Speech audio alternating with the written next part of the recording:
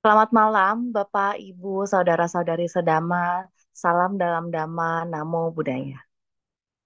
Perkenalkan saya malam ini Maren Syatan. Malam ini akan memandu acara dalam Dhamma Caka Online.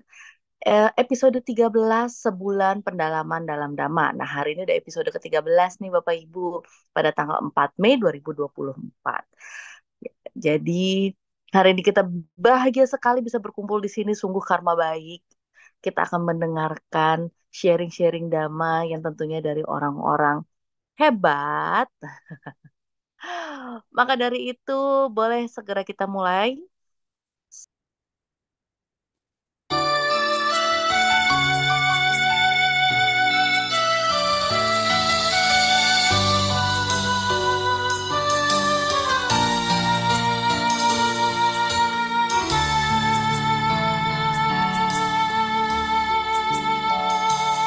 Duhai junjungan kami, Sang Buddha nan terpuji,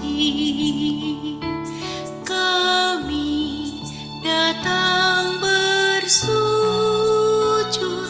padamu untuk berbakti. Hati tentram dan damai, tiada kebimbangan, merenungi dhamamu yang agung dan mulia, menghayati dhamamu yang luhur dan mulia.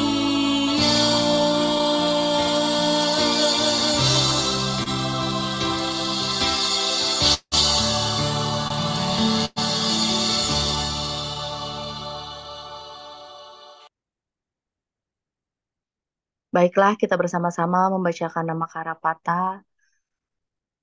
Arahang sama sang Buddha Bhagawa Buddhang Bhagawantang Abhiwademi Swakato Bhagawata Dhammo Dhammang Namasami Supatipanno Bhagavato Sawaka Sangho Sanghang Namami Sabe sata bhavantu sukhitata. Semoga semua makhluk bahagia. Baiklah, Namo tassa bhagavato arahato sama sambuddhassa. Namo tassa bhagavato arahato sama sambuddhassa. Namo tassa bhagavato arahato sama sambuddhassa. Buddhang saranang gacchami, Dhammang saranang gacchami, Sanghang saranang gacchami. Dutiyampi Buddhang saranang gacchami, Dutiyampi Dhammang saranang gacchami, Dutiyampi Sanghang saranang gacchami. Tatiyampi Buddhang saranang gacchami. Tatiyampi Dhammang saranang gacchami. Tatiyampi Sanghang saranang gacchami. Panatipata Weramani Sikkhapadang Samadiyami. Adinadhana Weramani Sikkhapadang Samadiyami. Kamesu Micacara Weramani Sikkhapadang Samadiyami. Musawada Wera makni sikkhapadang samadiyami. Sura meraya maya pamadatana. Wera makni sikkhapadang samadiyami.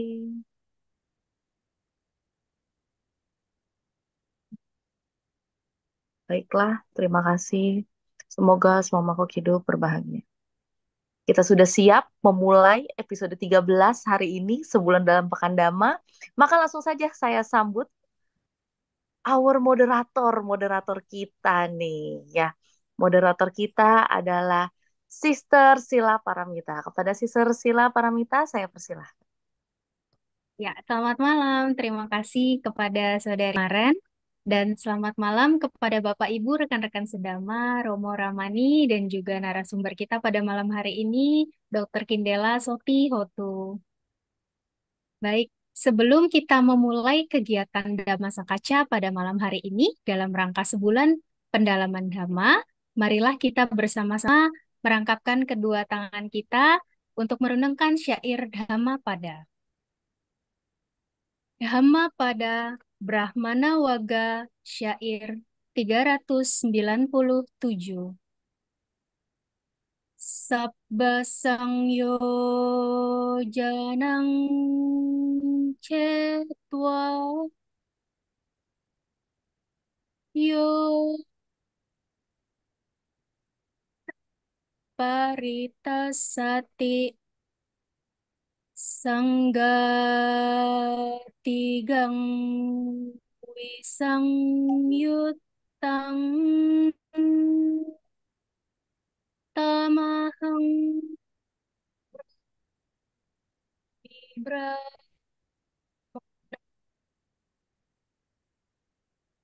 yang artinya ia telah memotong semua belenggu, tidak lagi gemetar, yang bebas dan telah mematahkan semua ikatan.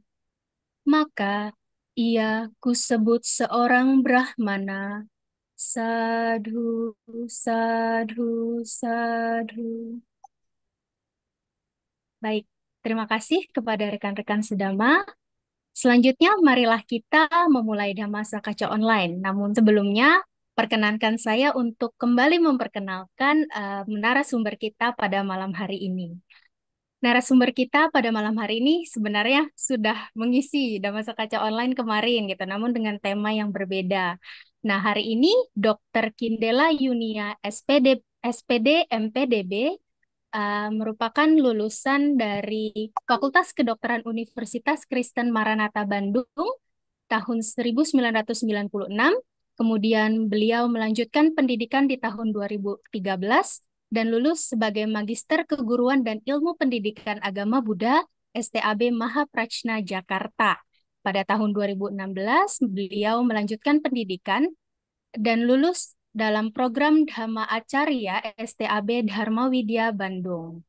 Selain pendidikan formal, beliau juga banyak mengikuti pelatihan-pelatihan seperti Advanced Trauma Life Support, Advanced Cardiac Life Support, Hygiene Perusahaan dan Kesehatan Keria atau Hiperkes, Elektrokardiogram atau EKG, akupuntur, herbal estetik medik, dan juga Certified Master of Handwriting Analysis, ISA Karosh. Wah, selain pendidikan formal, beliau juga banyak mengikuti pelatihan-pelatihan dan beliau juga merupakan seorang dokter, juga Dhamma Duta. Untuk itu, tanpa berpanjang lebar, mari kita sambut pembicara kita malam hari ini, Dr. Kindela Yunia.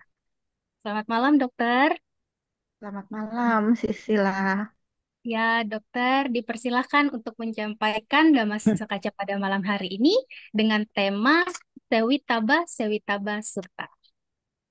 Iya, terima kasih, Sisila. Selamat malam, Rama Ramani, Bapak Ibu, Saudara-saudari Sedama, Satihotu, Namo Buddhaya. Namo Buddhaya. Ya, Namo seperti Buddhaya. kata Sisila ya, kemarin malam saya ngisi juga, sekarang kita ngisi yang kedua. Saya ngisi yang kedua malam hari ini. Nah, sebelum kita mulai, marilah kita beranjali merangkapkan kedua tangan, pejamkan mata, karena saya akan membacakan wandana sebagai pujian dan penghormatan awal kepada Buddha. Namo tassa bhagavato arahato sama sambuddhassa. Namo tassa bhagavato arahato sama sambuddhassa. Namo tassa bhagavato arahato sama sambuddhassa. Iya, baiklah. Kita akan mulai ya. Untuk itu saya mohon izin untuk share screen ya. Apakah sudah terlihat? Sudah, dokter? Sudah ya. Jelas. Terima Ya, kasih. Iya, topik kita malam hari ini adalah apa yang harus dan apa yang tidak boleh dikembangkan. Ini oleh Buddha dibabarkan di dalam Majjhima Nikaya 114, yaitu sutanya disebut Sewi Taba A Sewi Taba Sutta ya. Apa yang harus dan apa yang tidak boleh dikerjakan. Nah, kalau kemarin malam itu saya membawakan topik tentang 4 hal yang menakjubkan dari seorang Tathagata, di mana seseorang itu senang akan kenikmatan indrawi, tetapi begitu Tathagata mengajarkan untuk bisa terbebas dari kemelekatan, orang-orang malah banyak yang senang. Banyak yang senang, banyak mempelajari dan memahaminya ya. Nah, hari ini saya akan lanjut ke Majjhima Nikaya 114. Apa sih yang Buddha ajarkan kepada kita supaya untuk kita lakukan atau kita latih atau kita kembangkan dan apa sih yang nggak boleh gitu.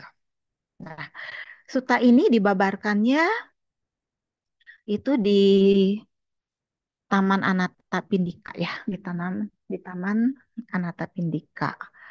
Dibabarkannya oleh Sang Buddha sendiri kepada para biku.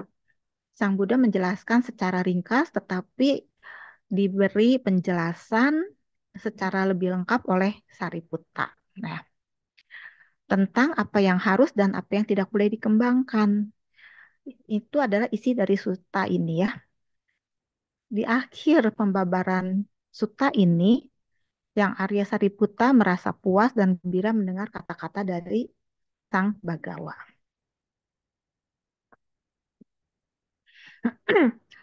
Sutta ini mengenai apa yang harus dan apa yang tidak boleh dikembangkan itu terdiri dari 3 kelompok yang dibagi menjadi 3 bagian. Bagian yang pertama, Buddha menjelaskan secara singkat tentang perilaku jasmani, perilaku ucapan, perilaku pikiran, kecenderungan pikiran, perolehan persepsi, perolehan pandangan, dan perolehan kepribadian. Yang masing-masing dari ketujuh poin itu, dua-duanya itu ada 2 jenis. Apa yang harus kita kembangkan atau kita latih dari perilaku jasmani?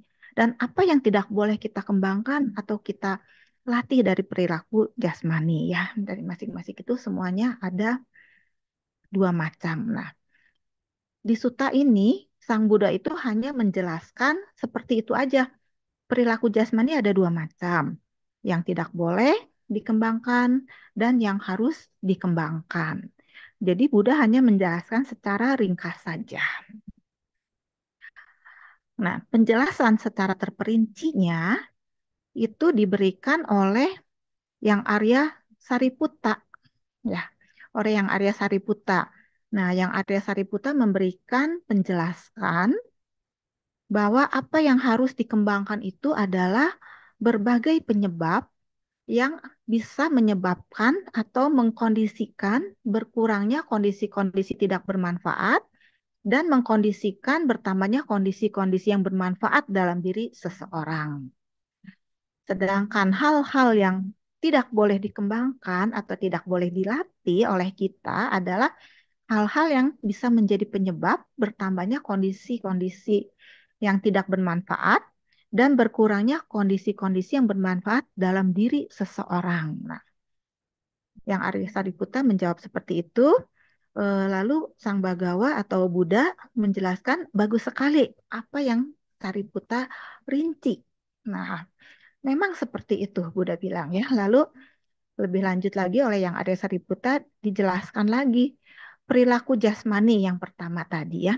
Perilaku jasmani apa sih yang tidak boleh dikembangkan, yang akan menyebabkan kondisi-kondisi yang tidak bermanfaat di dalam batin kita bisa berkembang dan kondisi-kondisi yang bermanfaat atau yang baik dalam batin kita akan berkurang. Nah, oleh Yang Arya Sariputa dijelaskan ada beberapa perilaku jasmani ya yang tidak boleh kita kembangkan, seperti kita membunuh binatang, membunuh makhluk hidup sehingga tangan kita katakanlah seperti peribahasa tangannya berlumuran darah ya itu tidak boleh kita kembangkan. Lalu kita juga terbiasa atau memiliki kebiasaan buruk, memukul, menganiaya, atau bertindak kekerasan kepada orang atau binatang atau makhluk lain ya. Sehingga kita dengan demikian kita tidak memiliki belas kasihan kepada makhluk hidup. Lalu yang kedua kita juga tidak boleh mengambil apa yang tidak diberikan atau dengan kata lain kita tidak boleh mencuri ya, tidak boleh mencuri baik itu harta kekayaan orang lain ataupun apa saja yang dimiliki orang lain ya. Kita tidak boleh mengambil apabila tidak diberikan kepada kita. Lalu selanjutnya adalah kita tidak boleh melakukan perbuatan salah di dalam menikmati kenikmatan indera yang berhubungan dengan hubungan seksual. Jadi, apabila seseorang itu belum menikah ataupun sudah menikah, dia harus melakukan hubungan suami istri ya dengan suami atau istrinya yang sah ya. Jadi, tidak boleh melakukan hubungan seksual dengan perempuan-perempuan yang dilindungi oleh ibu, oleh ayahnya, oleh ibu dan ayahnya, oleh saudara laki-laki, saudara perempuan, oleh saudara-saudara mereka yang telah memiliki suami atau telah bertunangan ataupun yang dilindungi hukum. Demikian juga sebaliknya dengan laki-laki ya sama. Nah, ini adalah perilaku jasmani yang tidak boleh kita kembangkan. Selanjutnya dirinci lagi penjelasan selanjutnya oleh Yang Arya Sariputa mengenai perilaku jasmani yang harus kita kembangkan, harus kita latih dalam kehidupan sehari-hari ya. Perilaku-perilaku yang harus kita kembangkan ini adalah perilaku-perilaku yang akan menjadi penyebab kondisi-kondisi atau kondisi yang bermanfaat, yang baik di dalam diri kita itu akan berkembang. Tetapi sebaliknya, kondisi yang tidak bermanfaat, yang buruk atau yang jahat itu akan berkurang dalam diri kita ya. Nah, perilaku yang bagaimana yang harus dikembangkan yaitu kita harus meninggalkan atau tidak boleh ya atau menghindari pembunuhan atau menganiaya makhluk hidup atau bertindak kekerasan ya, melakukan tindakan kekerasan kepada orang atau makhluk lain. Kita harus mengembangkan perilaku yang lembah lembut, baik hati, penuh belas asih, penuh cinta kasih, penuh belas kasih kepada semua makhluk. Lalu kita juga tidak boleh atau kita juga harus meninggalkan, menghindari perbuatan mencuri atau perbuatan mengambil barang orang lain yang tidak diberikan kepada kita ya. Baik itu berupa harta benda, kekayaan, atau barang-barang lainnya yang menjadi milik orang lain. Lalu kita juga harus meninggalkan atau tidak boleh atau menghindari ya perbuatan salah yang berhubungan dengan perbuatan atau hubungan suami istri ya, hubungan seksual yang salah. Seperti berhubungan seksual dengan perempuan yang dilindungi oleh ayah dan ibunya, oleh saudara-saudaranya, dan juga oleh hukum. Demikian juga dengan sebaliknya ya, yang laki-laki juga sama. Seperti itu. Nah, ini adalah perilaku jasmani yang harus kita kembangkan dan tidak boleh kita kembangkan atau yang harus dilatih. Selanjutnya poin yang kedua adalah perilaku ucapan. Perilaku ucapan apa yang harus kita hindari? Nah, di sini ada beberapa perilaku dari ucapan ya, yaitu kita mengucapkan kebohongan sebagai seorang saksi. apabila kita dipanggil menjadi saksi, baik itu saksi di pengadilan, di dalam komunitas, di dalam keluarga juga ya, di dalam tempat pekerjaan atau di masyarakat, mengenai sesuatu hal kita tidak boleh mengucapkan apa yang bukan sebenarnya. Jadi kalau misalnya ditanya, kita tahu, apakah saudara tahu? Ya kalau tahu dijawab tahu. Kalau tidak tahu dijawab tidak tahu. Lalu kita juga kalau ditanya disuruh menceritakan ya harus menceritakan kebenaran atau apa adanya. Ya, apa yang terjadi kita harus ucapkan. Nah, di sini kita harus jujur, jujur sebagai seorang saksi, tidak boleh mengucapkan kebohongan, baik itu demi melindungi seseorang, demi keselamatan seseorang, ataupun demi melindungi diri sendiri atau demi melindungi jiwa orang lain juga sama. Tidak boleh mengucapkan kebohongan.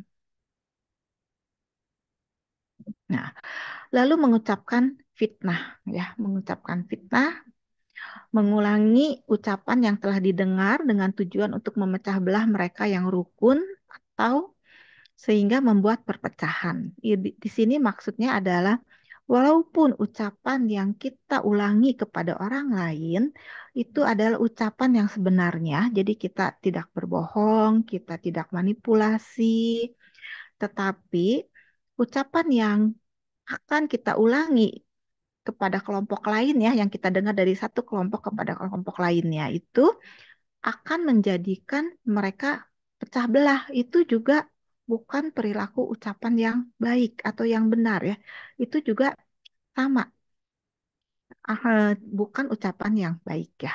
Lalu berkata kasar, berkata keras, menyakiti atau menghina orang lain, eh, berperilaku atau berucap dengan marah, dengan kemarahan, juga mengucapkan kata-kata yang tidak menunjang konsentrasi. Itu adalah ucapan perilaku yang tidak baik ya.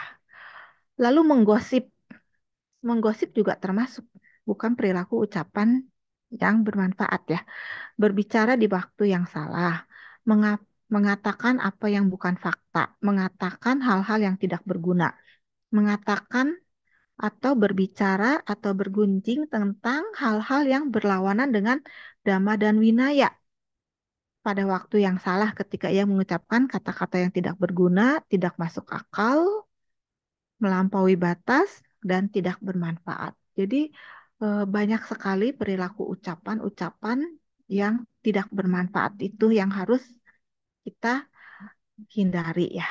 Yang harus kita hindari, kita tidak boleh kembangkan, dan yang harus kita kembangkan. Nah, ini sama ya, jadi tinggal kebalikannya. Kalau yang harus dikembangkan itu adalah meninggalkan kebohongan. Kalau yang tadi yang tidak boleh dikembangkan adalah yang melakukan kebohongan. Ini sama tinggal dibalik aja. Kita lanjut ya. Lalu perilaku pikiran. Perilaku pikiran apa sih yang tidak boleh kita kembangkan atau yang tidak bermanfaat ya atau yang salah? Yaitu perilaku pikiran yang bersifat tamak, tamak atau serakah, di mana di sini kita tuh menginginkan kekayaan atau kemakmuran milik orang lain. Kita berpikir misalnya teman kita atau orang lain memiliki harta kekayaan yang lebih tinggi atau lebih banyak, memiliki harta benda-benda, harta benda yang lebih bagus, terus kita menginginkan, aduh, mudah-mudahan barang-barangnya dia, kesejahteraan dia bisa menjadi milik saya. Itu yang harus ditinggalkan ya, tidak boleh dikembangkan, tidak boleh dilatih. Memiliki pikiran yang bermusuhan ya, permusuhan dengan niat membenci atau mengharap orang lain celaka. Jadi mendoakan semoga dia celaka, semoga dia eh, mendapatkan kerugian, misalnya seperti itu juga perilaku yang harus ditinggalkan ya, tidak boleh dilatih. Nah, lalu sebaliknya, perilaku pikiran apa yang harus kita latih atau kita kembangkan, yaitu perilaku pikiran yang tidak tamak, tidak menginginkan kekayaan dan kemakmuran orang lain. Dengan arti kata lain, berarti kita itu merasa puas, merasa bersyukur dengan apa yang kita miliki ya. Sehingga kita apabila kita melihat orang lain lebih kaya, lebih makmur, kita itu bisa ikut merasakan kegembiraan dan juga kita ikut mendoakan semoga kekayaan atau kesejahteraan atau kemakmuran orang lain itu tidak hilang. Semoga mereka tetap selalu memilikinya. Semoga mereka tetap sejahtera ya. Nah, juga harus mengembangkan pikiran yang tanpa permusuhan, bebas dari kebencian. Dengan kata lain juga, kita juga harus mengembangkan metta dan karuna ya, cinta kasih dan welas asih. Dengan mengharapkan atau selalu mendoakan semoga makhluk-makhluk ini bebas dari pertentangan, bebas dari penderitaan, bebas dari ketakutan. Semoga mereka atau semua makhluk hidup berbahagia. Nah, ini seperti yang tadi pembukaan juga sudah diucapkan ya, Sabe Sata Bawantu Sukitata. Semoga semua makhluk hidup berbahagia. Nah, ini adalah satu hal baik dari perilaku pikiran yang selalu kita latih, selalu kita kembangkan ya. Karena setiap kebaktian, setiap ada acara online ini, pasti semua kita nggak lupa mengucapkan Sabesata Bawantu Sukitata. Sekarang yang tentang kecenderungan pikiran yang tidak boleh dilatih. Ini sama ya, yaitu sifat tamak, berdiam dalam pikiran yang penuh ketamakan, keserakahan, penuh dengan pikiran permusuhan, juga berpikiran menginginkan orang lain celaka atau berpikir ingin menyakiti orang lain, ingin membuat orang lain celaka, ingin membuat orang lain rugi dan sebagainya. Nah, kecenderungan pikiran yang harus dikembangkan atau dilatih apa? Yaitu sama, supaya kita tidak tamak, kita bisa melepaskan ketamakan atau kemelekatan kita terhadap barang-barang atau kenikmatan indrawi, ya objek indrawi. Kita tuh harus tidak boleh memiliki pemikiran atau kecenderungan pemikiran yang bermusuhan. Kita harus terbebas pikiran kita dari permusuhan, dari kebencian, dari kekejaman, dan sebagainya. Yang selanjutnya adalah perolehan persepsi. Perolehan persepsi yang tidak boleh kita kembangkan. Ini sama ya seperti tadi, yaitu kita tidak boleh tamak, kita jangan memiliki persepsi untuk bermusuhan dengan orang lain atau memiliki persepsi menginginkan orang lain itu hal-hal buruk atau berpikir memperoleh persepsi ingin bertindak kekerasan atau kekejaman kepada orang atau makhluk lain. Nah, yang harus dikembangkannya adalah persepsi supaya kita tidak tamak. Jadi, kita harus murah hati ya, murah hati, kembangkan dana, kembangkan caga, kemurahan hati, kembangkan metta karuna supaya kita tidak memiliki pikiran persepsi untuk bermusuhan atau pikiran persepsi yang terbebas dari kekejaman, kebencian, dan lain-lain.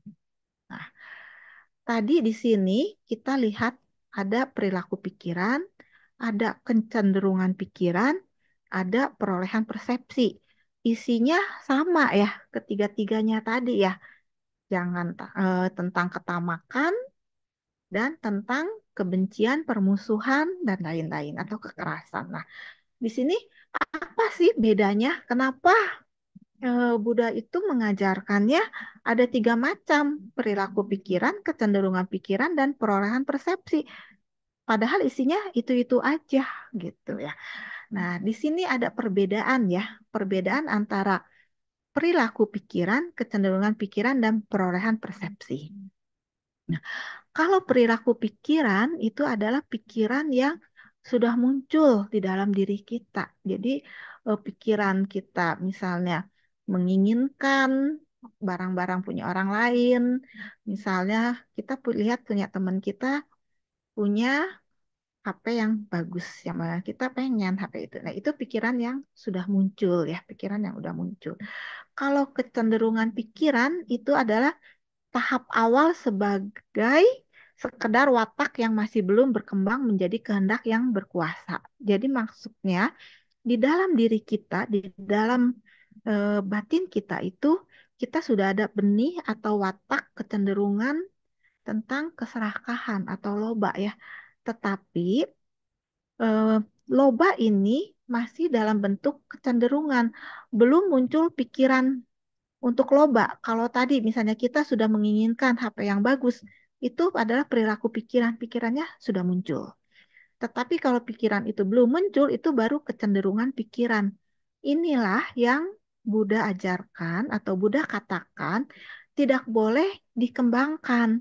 Jadi kalau kita dalam diri kita mempunyai watak tamak atau watak loba, itu jangan sampai muncul gitu. Kita latih jangan sampai muncul. Nah, itu adalah kecenderungan pikiran.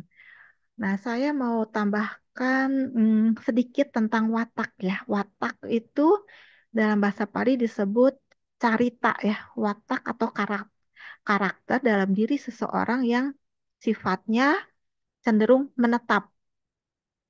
Ada 6 sifat dasar ya, atau 6 carita dasar, yaitu raga carita atau kecenderungan ketamakan atau keserakahannya yang menonjol, dosa carita, watak atau karakter di mana kebenciannya yang lebih menonjol, lalu watak moha, kepribadian atau karakter ketidaktahuan atau kebodohan batinnya yang lebih menonjol, lalu sada carita, kecenderungan atau watak tentang keyakinannya yang lebih menonjol, lalu budi carita, yaitu watak atau kepribadian kebijaksanaannya atau kepandaian yang lebih menonjol, dan witaka carita atau orang yang bersikap skeptisnya yang lebih menonjol ya.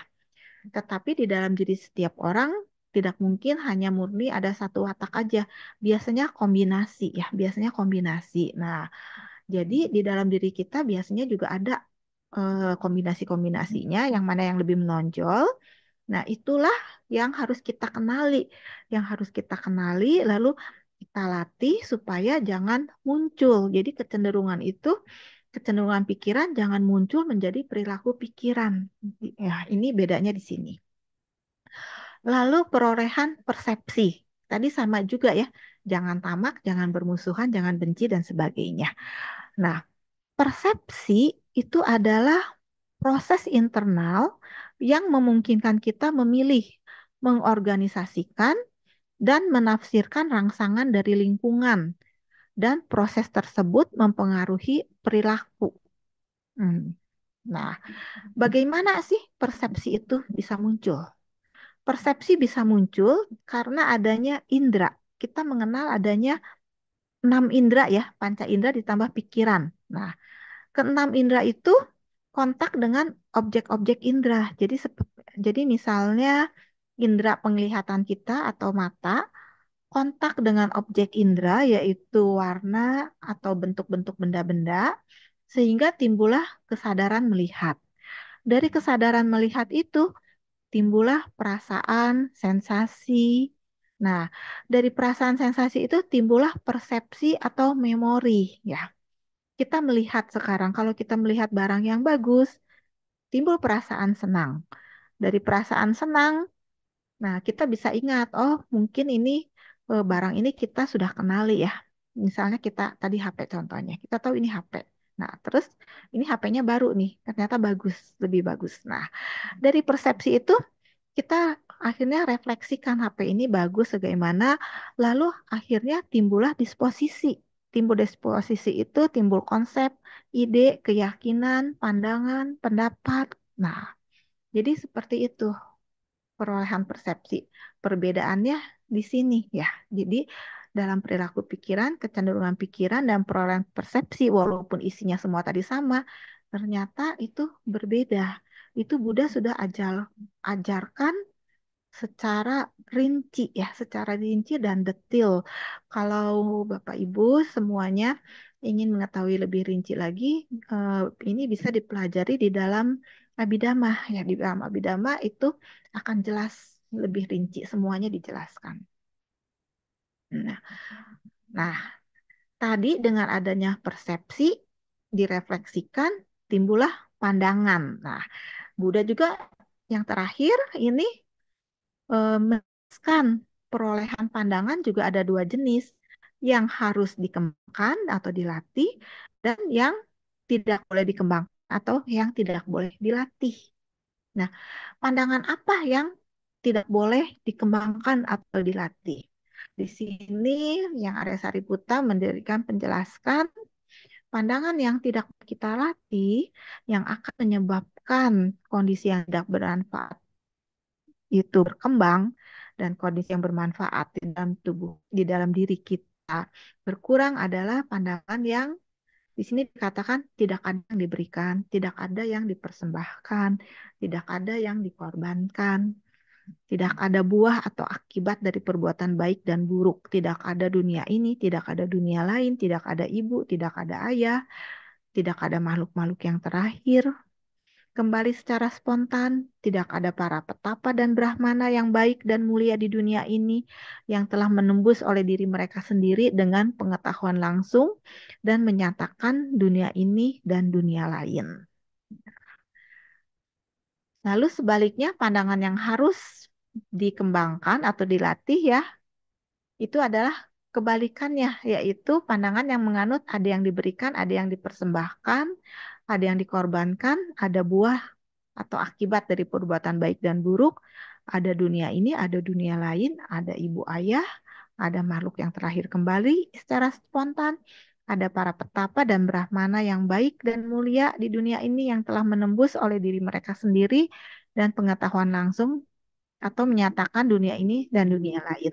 Nah, sekarang mari kita lihat artinya apa kata ini. Kata-kata ini sepertinya kalau kita baca mungkin banyak yang bingung ya. Apa yang diberikan, apa yang dipersembahkan. Nah, kita lihat maknanya apa. Apa sih yang disebut pandangan di sini? Nah, kita lihat pada waktu eh, pada waktu zaman Buddha ya di India pada waktu itu, selain Buddha yang mengajarkan Dhamma yang sampai sekarang kita pelajarin, di sana ada 6 guru atau 6 brahmana atau samana yang terkenal yang mengajarkan ajarannya dan juga mereka memiliki banyak pengikut atau banyak muridnya ya. Kita lihat ke-6 ini siapa aja. Yang pertama adalah Purana Kasapa. Purana Kasapa itu menganut ajaran atau mengajarkan ajarannya yang disebut amoralisme. Dia menolak adanya jasa atau imbalan apapun ataupun hukuman apapun atas perbuatan baik dan buruk atau buruk. Jadi menurut Purana Kasapa, kita berbuat baik nggak akan ada akibatnya, nggak akan dapat pahala atau imbalan atau jasa. Kalau kita berbuat buruk juga nggak akan ada hukuman. Yang kedua, Makali Gosala atau Ajiwaka ya. Nah, Ajiwaka atau Makali Gosala ini ajarannya disebut fatalisme atau niati wada. Disebut niati wada atau fatalisme. Jadi menurut Makali Gosala, kita itu nggak berdaya. Penderitaan itu sudah ditakdirkan. Atau ya sekarang kita menderita, kita sekarang bahagia, itu adalah takdir kita. Atau mungkin ada beberapa orang yang mengatakan itu karmanya, ya sudah kita nggak bisa berbuat apa-apa gitu. Jadi itu menganut pandangan fatalisme ya. Jadi kita bahagia menderita ya kita udah nggak bisa apa-apa lah. Mau menderita ya sudah memang diberinya seperti itu. Kita mau bahagia ya syukur kita diberi seperti itu. Nah, lalu yang ketiga, Ajita Kesa Kambali. Ajarannya disebut Lokayata atau materialisme. Ajita Kesakambali mengajarkan supaya kita hidup itu bahagia semuanya. Kita cari kebahagiaan, kesenangan dalam hidup ini. Setelah kita mati, semuanya musnah. Ya sudah gitu. Berakhir di situ, nggak ada apa-apa lagi. Yang keempat, Pakuda Kacayana. Ajarannya disebut Sasata Wada atau eternalisme. Nah, menurut Pakuda Kacayana, materi, kesenangan, kesakitan, dan jiwa adalah kekal dan abadi. Dan keduanya itu jangan diinteraksikan. Nah, jadi menurut Pakuda, ada jiwa yang kekal, ya, ada jiwa yang kekal atau sasata wada. Yang kelima diganta nataputa atau yang disebut dengan Jainisme. Ya, Jainisme ini pendirinya atau pemimpinnya adalah Niganta Nataputa yang biasa kita kenal sebagai petapat telanjang ya. Petapat telanjang mengajarkan ajarannya tentang pengekangan. Jadi dia itu hidupnya supaya bisa diberkahi, supaya bisa dibersihkan, dipuji, terhindar dari kejahatan, harus melakukan pengekangan.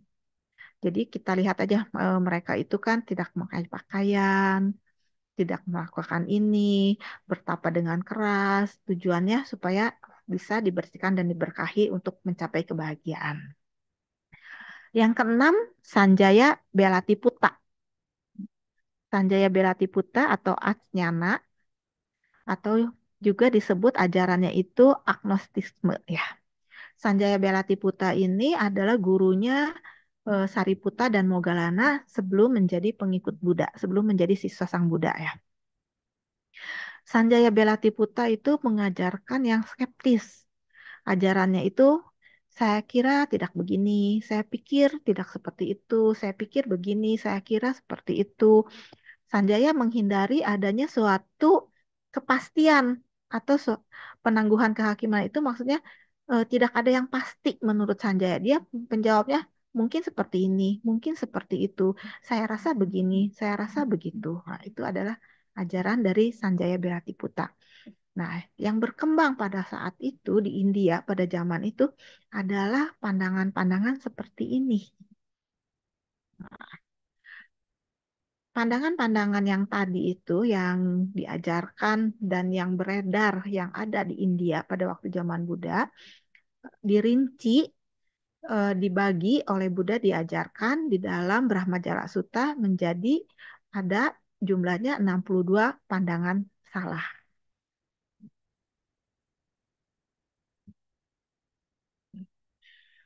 Nah, sekarang pandangan salah atau pandangan keliru itu adalah pandangan salah yang seperti apa ya? Nah, Buddha mengajarkan kalau pandangan salah atau pandangan keliru itu adalah pandangan di mana kita menolak atau menyangkal hukum karma. Kita tidak percaya.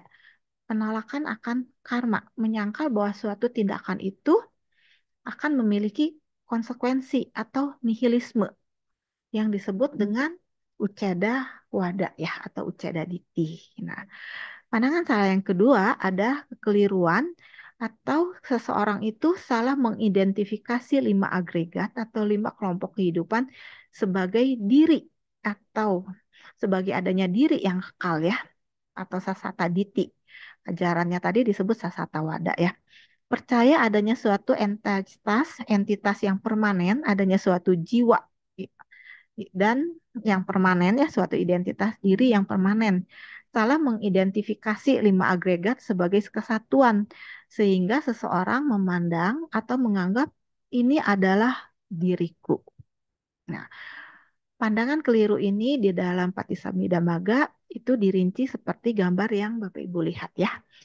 Seseorang menganggap badan jasmani ini adalah diriku. Perasaan ini adalah diriku.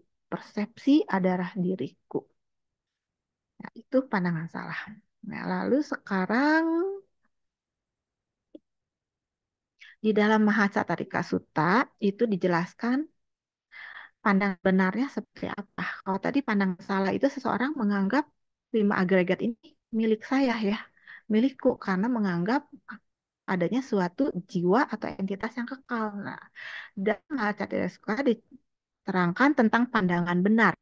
Pandangan benar ini sama juga dengan kata lain adalah kebijaksanaan ya, di mana seseorang itu memahami pandangan salah sebagai pandangan salah dan pandangan benar sebagai pandangan benar. Ini adalah pandangan benar seseorang. Nah, ada juga jenis yaitu pandangan benar yang terpengaruh oleh noda-noda yang berhubungan dengan kebajikan dan matang dalam perolehan. Yang kedua adalah pandangan benar yang mulia, tanpa noda melampaui keduniawian, sebuah faktor dari sang jalan. Nah, nanti kita akan lihat di slide berikutnya dua jenis ini apa ya maksudnya. Kembali tadi kepada kata-kata yang diajarkan oleh yang Arya Sariputa ya. Yang seperti ada yang diberikan, tidak yang diberikan ini maksudnya apa? Ada yang diberikan dan ada yang dipersembahkan dan ada yang dikorbankan. Itu maksudnya adalah ada buah atau akibat dari perbuatan baik dan buruk. Nah, ada dunia ini, ada dunia lain, ada ibu dan ayah, ada itu artinya adalah ada makhluk-makhluk yang terlahir kembali secara spontan. Ya. Jadi kita itu hidup bukan hanya kali ini. Sebelumnya kita pernah hidup juga. Dan sekarang ini setelah kematian kita, kalau kita belum arahat ya kita akan terlahir kembali. Itu maksudnya. Lalu ada para petapa dan brahmana yang baik dan mulia di dunia ini yang telah menembus oleh diri mereka sendiri dengan pengetahuan langsung dan menyatakan dunia ini dan dunia lain. Ini adalah diartikan bahwa di dunia ini ada manusia petapa atau brahmana dan manusia yang mulia, yang baik, yang akhirnya bisa mencapai tingkat-tingkat kesucian, memperoleh kebijaksanaan, dan akhirnya bisa merealisasi nibbana. Ya, itu. Nah, apabila kita tahu ini adalah pandangan benar yang terpengaruh oleh noda-noda yang berhubungan dengan kebajikan dan matang dalam perolehan. Nah, kita tadi lihat ya, pandangan benar ada dua macam yang tadi. Nah, yang dua macam ini Bapak Ibu bisa lihat di gambar diagram yang di sebelah kanan, yaitu pandangan benar atau kebijaksanaan yang bersifatnya lokia dan lokutara. Jadi kalau seseorang memiliki pandangan benar tentang tadi ya, memiliki pandangan benar tentang adanya hukum karma, adanya kelahiran kembali, adanya hukum paticca samuppada, tetapi kita belum mencapai tingkat kesucian, itu adalah pandangan benar yang sifatnya lokia atau duniawi. Sedangkan mereka yang telah mencapai tingkat-tingkat kesucian, pandangan benar mereka adalah yang lokutara. Jadi kebijaksanaan, di sini ada kebijaksanaan indria, kebijaksanaan kekuatan, kebijaksanaan faktor pencerahan penyelidikan terhadap kondisi-kondisi, faktor sang jalan, pandangan benar dalam diri seseorang yang pikirannya mulia, yang pikirannya tanpa noda, yang memilih jalan mulia dan yang mengembangkan jalan mulia. Ini adalah pandangan benar mulia tanpa noda, melampaui duniawi, sebuah faktor dari sang jalan. Jadi maksudnya ini adalah pandangan benar yang dimiliki oleh mereka-mereka yang telah mencapai tingkat-tingkat kesucian ya, yang akhirnya telah menembus 4 kesenyataan mulia sehingga bisa merealisasi nibbana. Ini adalah pandangan benar yang lokutara. Sedangkan yang tadi, yang di slide ini adalah pandangan benar yang dimiliki atau yang didapat dari belajar, tetapi mereka belum mencapai tingkat-tingkat kesucian.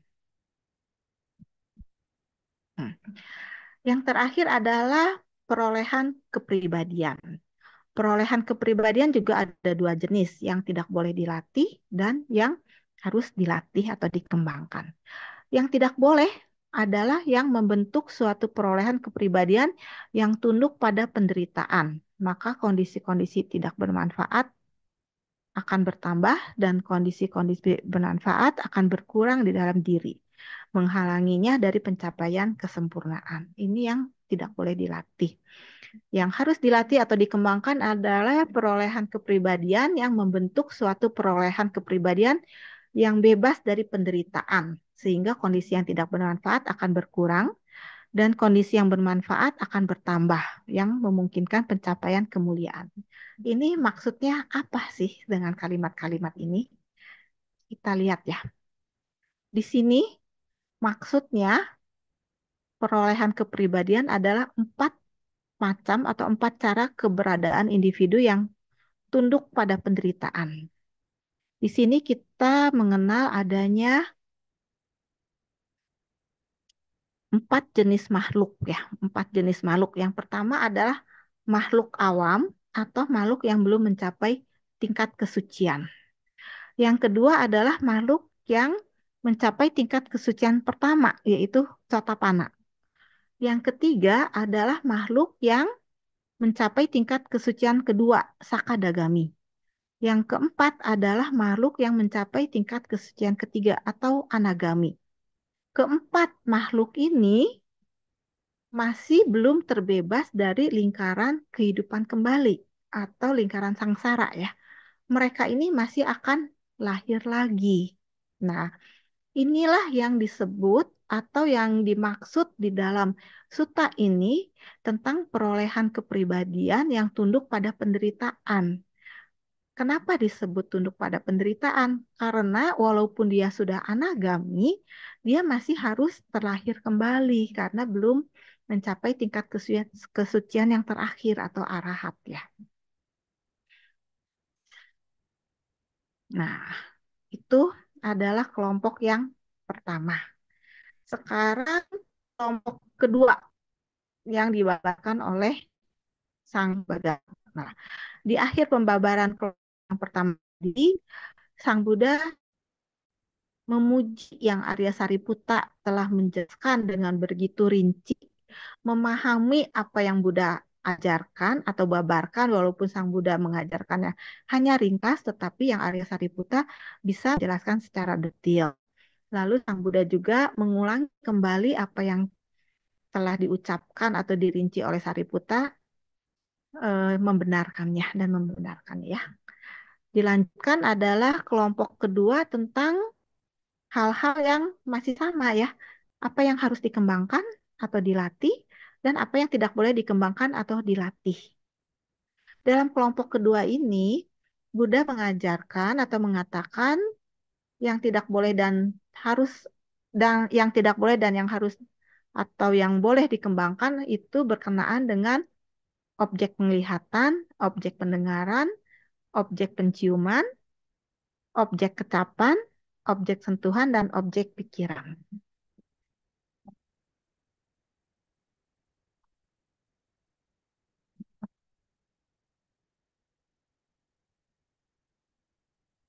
Masing-masing dari objek-objek ini ada 2 jenis, yaitu yang harus dikembangkan atau dilatih dan yang tidak boleh dikembangkan atau dilatih. Buddha hanya mengatakan seperti itu.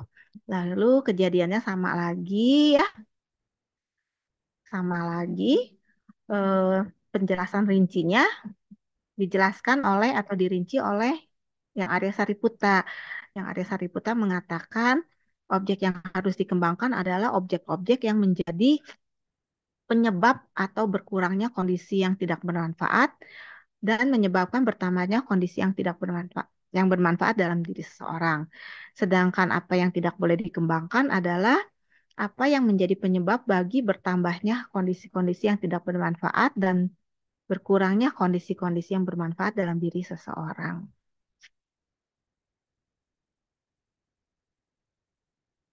Nah, di sini ada perbedaan ya. Ada perbedaan di mana kelompok yang pertama dan kelompok yang kedua.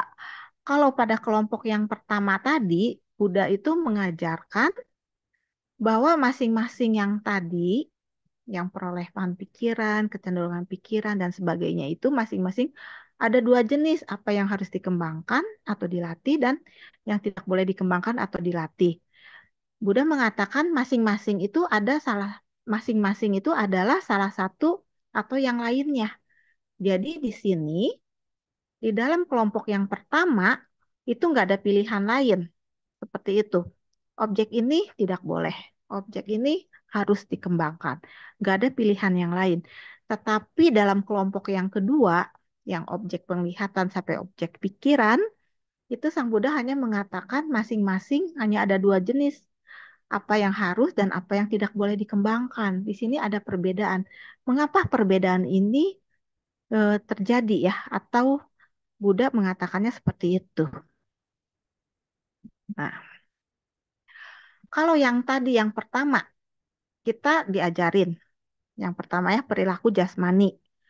Yang harus kita kembangkan adalah kita harus memiliki metta karuna, ulas asih. Yang tidak boleh adalah kita tidak boleh membunuh, tidak boleh menganiaya atau bersifat keras dan kejam kepada makhluk. Itu pilihannya nggak ada lagi, ya cuman itu kita lakukan. Mau membunuh atau tidak, mau menganiaya atau tidak, seperti itu. Nah, tetapi di dalam objek-objek indera, di dalam objek penglihatan, objek pendengaran, objek penciuman, kecapan, sentuhan, dan pikiran, masing-masing itu hanya ada yang harus dan tidak boleh dikembangkan, tetapi Buddha nggak bilang objek penglihatan ini tidak boleh, objek penglihatan itu tidak boleh. Itu kenapa seperti itu? Karena objek penglihatan, objek pendengaran, objek penciuman, kecapan, sentuhan, dan pikiran itu sifatnya sebetulnya netral. Karena dia adalah objek ya, sifatnya netral. Nah, dengan sifat yang netral itu, dengan sifat yang netral, dengan objek yang sama, bisa muncul pikiran yang buruk dan pikiran yang baik. Ya, seperti misalnya contohnya sekarang. Contohnya sekarang ada sebuah benda, katakan apa ya, buah deh ya. Misalnya ada sebuah buah, misalnya buah durian. Durian itu kita tahu baunya kan keras ya, baunya keras. Nah, buah durian itu adalah netral, tidak baik dan tidak buruk. Nah, bagi satu orang, misalnya si A, dia senang durian, dia cium durian, wangi sekali durian ini, senang. Bagi si B, dia nggak suka durian. Begitu dia cium durian, wah ini bau, dia bilang, bukan wangi, dia menghindar. Nah, padahal duriannya kan sama, jadi durian itu netral gitu. Durian itu netral, jadi yang masing-masing harus dikembangkan itu adalah pikiran supaya kita jangan misalnya kita nggak suka durian, baunya nggak enak, jangan timbul benci, aduh saya tidak suka dengan durian. Kita harus pikiran pikiran netral ya. Nah, seperti itu. Jadi semua juga sama, mulai dari penglihatan sampai pikiran semua sama. Eh, Satu objek yang sama bisa timbul persepsi atau pikiran yang berbeda pada orang lain. Maka Buddha hanya mengatakan hanya ada dua aja, boleh dikembangkan, tidak boleh dikembangkan, bukan masing-masing atau salah satu lainnya. Enggak seperti itu. Ini saya contohnya kasih gambar ya, gambar ini. Gambar ini tiap orang mungkin bisa lihatnya berbeda, padahal gambarnya satu ya. Mungkin ada yang mengatakan ini adalah wajah seorang wanita yang diambil dari depan. Mungkin ada yang lain lagi yang mengatakan ini adalah wajah seorang wanita yang diambil dari samping, padahal gambarnya satu. Nah, jadi seperti itu pikiran kita. Ya, lanjut lagi, ini adalah kelompok ketiga. Kelompok ketiga yang Buddha bilang lagi, masing-masing juga sama, ada dua jenis yang harus dilatih atau dikembangkan dan yang tidak boleh dilatih atau tidak dikembangkan.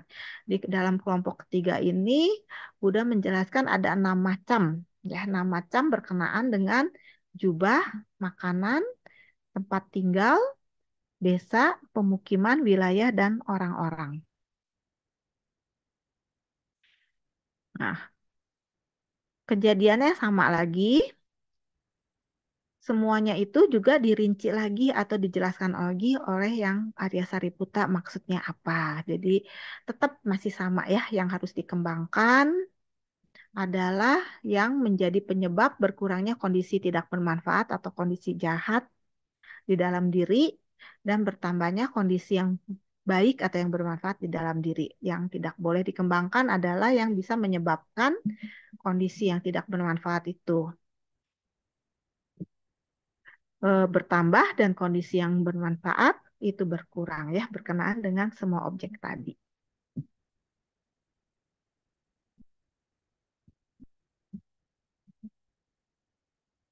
Nah, sekarang pertama tadi, jubah.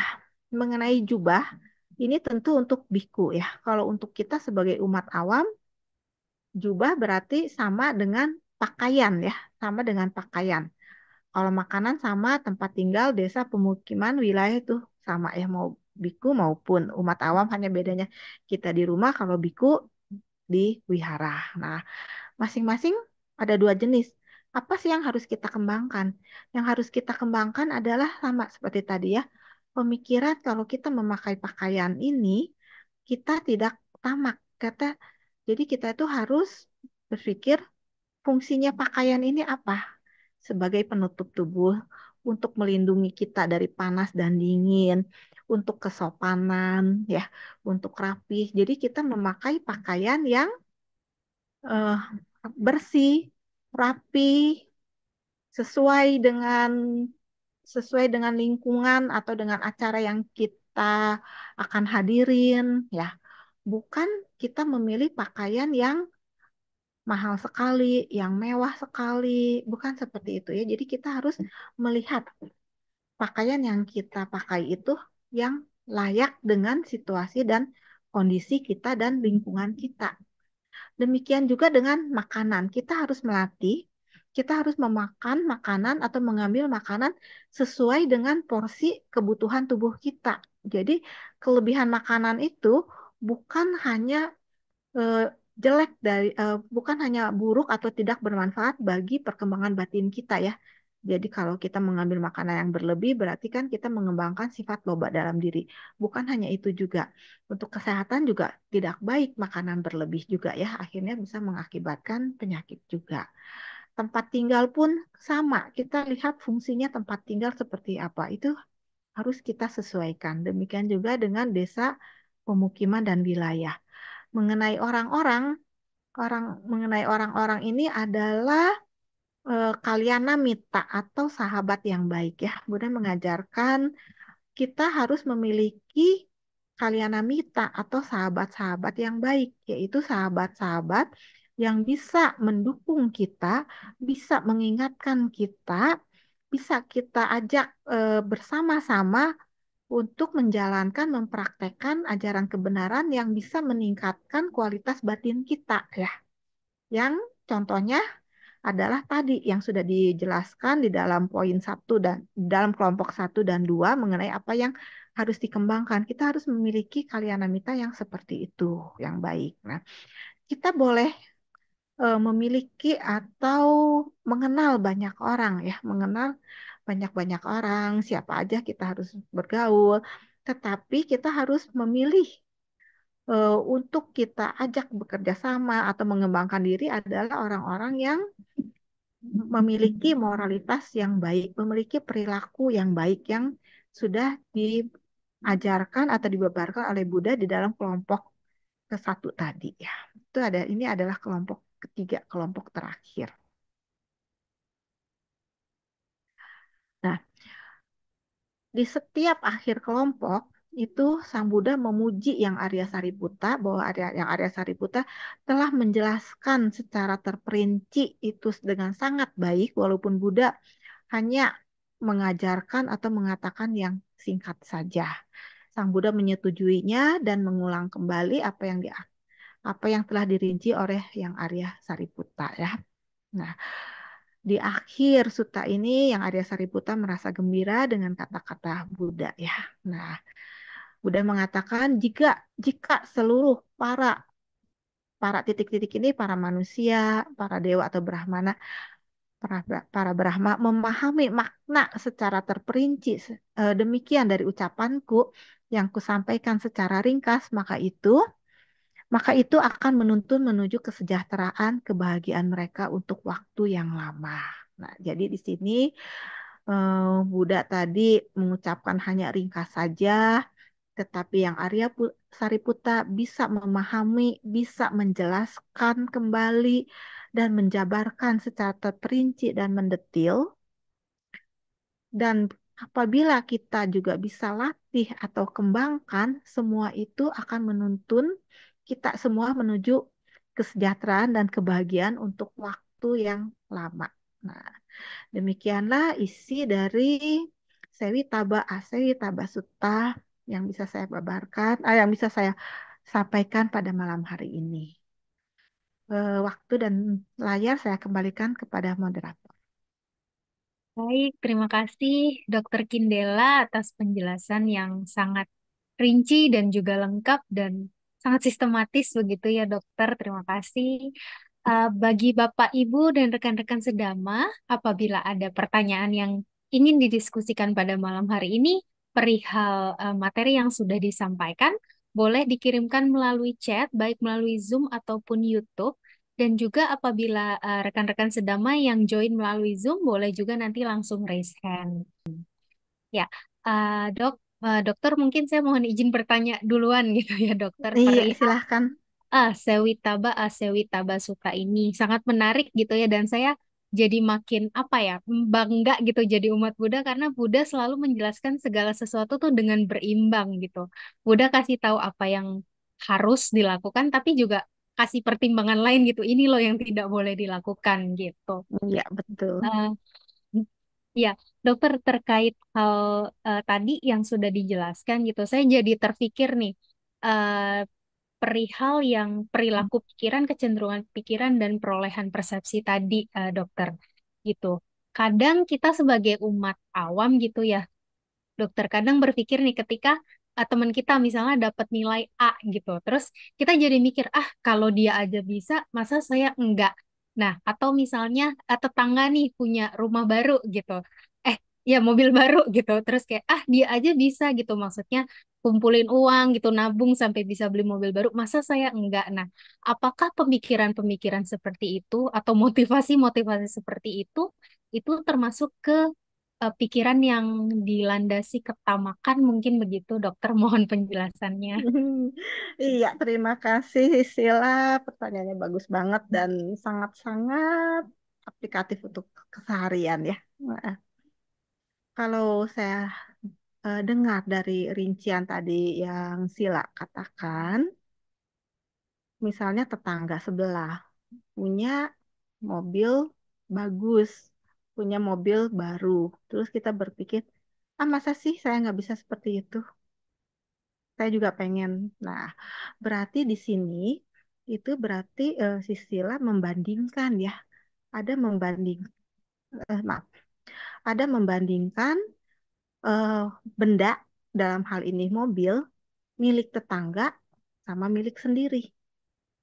Benar nggak? Ada membandingkan. Nah, kalau di dalam ajaran Buddha, pikiran membandingkan seperti itu disebut mana, keangkuhan atau kesombongan gitu. Keangkuhan atau kesombongan ya. Seperti tadi, dia punya mobil lebih bagus, masa sih saya nggak bisa? Nanti saya berjuang lah, saya kerjanya tambahlah, misalnya sehari tadinya kerja 6 jam, saya jadi kerja 10 jam aja deh, biar bisa lebih cepat nabungnya. Nah, itu adalah pikiran kesombongan atau mana. Pikiran kesombongan atau mana ini, kalau kita belajar di dalam Abhidhamma, itu masuknya memang ke dalam kelompok loba, kelompok ketamakan gitu. Jadi kalau di dalam Abhidhamma, kelompok loba atau kelompok ketamakan itu ada tiga, yaitu loba, mana, kesombongan, dan diti yang tadi pandangan itu, yang di dalam suta ini tadi udah dijelaskan sedikit juga. Nah, jadi masuknya ke situ. Tetapi kalau misalnya si Sila berpikirnya bukan, masa sih saya nggak bisa seperti itu, lebih bagus enggak. Kalau misalnya Cecilia mikirnya, saya sudah memiliki mobil juga misalnya ya, tapi mungkin mobilnya udah agak lama nih, misalnya sudah 2 tahun yang lalu, bukan yang baru, sedangkan tetangga yang baru. Sudah gitu tetangga lebih bagus, tapi mikirnya Masa sih saya nggak bisa? Ya enggak. Misalnya saya sudah punya kendaraan, masih berfungsi dengan baik, masih layak, saya masih cukup, dan saya merasa puas gitu loh dengan ini. Jadi saya tidak menginginkan mobil seperti itu. Itu nggak termasuk loba. Itu bukan ya. Tetapi kalau misalnya si Sila berjuang, menabung, menabung itu juga Buddha bukannya tidak menganjurkan loh. Sebagai umat awam kita dianjurkan juga untuk menabung karena itu adalah untuk kesejahteraan hidup kita ya, karena kita hidup itu perlu biaya ya, perlu biaya besar. Kita perlu makan, makan aja sehari kita biaya berapa, perlu pakai. Nah, jadi kita bekerja, kita berpikir ini adalah untuk menunjang kehidupan saya, menunjang saudara, keluarga, dan jangan lupa juga kalau kita punya lebih untuk berdana, membantu mereka yang kurang mampu seperti itu. Itu bukan tamak. Nah, jadi di sini kita mungkin harus berhati-hati ya, bedanya tipis, Betty, beda tipis. Iya. Mm-mm. Semoga bisa memadai. Baik, terima kasih dokter atas penjelasan. Mm-mm. Jadi lebih ke eh, angkuh ya, dokter yang mana Ya, itu. kalau bikinnya seperti itu. Tapi mungkin akan ada yang beranggapan ya kalau kayak gitu berarti kita akan stuck gitu-gitu aja dong gitu. Nggak bisa, maksudnya termotivasi untuk mencapai lebih gitu atau menjadi lebih baik gitu. Karena kan kalau tadi yang contoh pertama nilai gitu ya dokter ya. Kadang kan kita juga mau dong dapat predikat yang bagus gitu di sekolah atau di kampus gitu dokter. Nah, itu gimana maksudnya mensiasati memotivasi diri tapi tanpa keangkuhan, tanpa ketamakan gitu, dokter.